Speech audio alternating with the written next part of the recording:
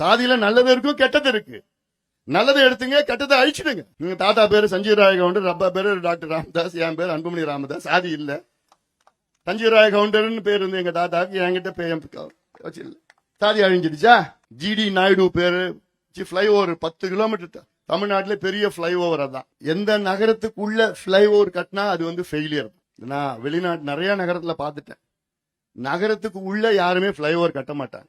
நகரத்துக்கு வெளியில தான் கட்டுவாங்க. புறவழிச்சாலையிலயோ, லிங்க் ரோட்லயோ, ரிங் ரோட்லயோ அங்கதான் பிளைஓவர் கட்டுவாங்க தவிர நகரத்துக்கு உள்ள கட்ட மாட்டாங்க. சேலத்துல கூட கட்டி இருக்கிறாங்க. இந்த 10 வருஷத்துல இடிக்க வேண்டியதா இருக்கும்.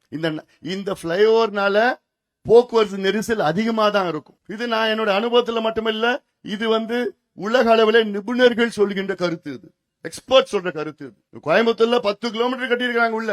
அதனால போக்குவரத்து நெரிசல் இன்னும் 10, 15, 20 வருஷத்துல வரும்.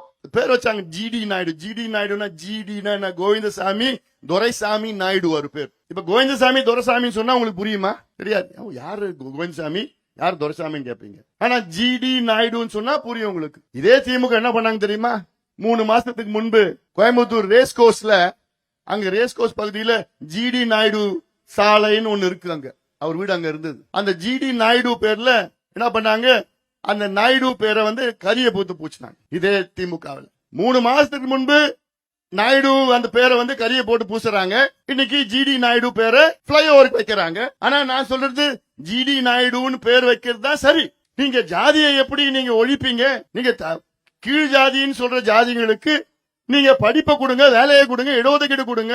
முதலமைச்சர் ஸ்டாலின் அவர்கள் வசனம் மட்டும் பேசிட்டு இருக்கிறார். சமூக நீதி என் உயிர் மூச்சு, அந்த மூச்சு, இந்த மூச்சு, கண்ணா மூச்சு. சமூக நீதிக்கும் ஸ்டாலினுக்கும் ஏதாவது சம்பந்தம் இருக்கா? அது என்னன்னு கூட தெரியலப்பா. அதுதான் என்ன வருத்தமா இருக்கு.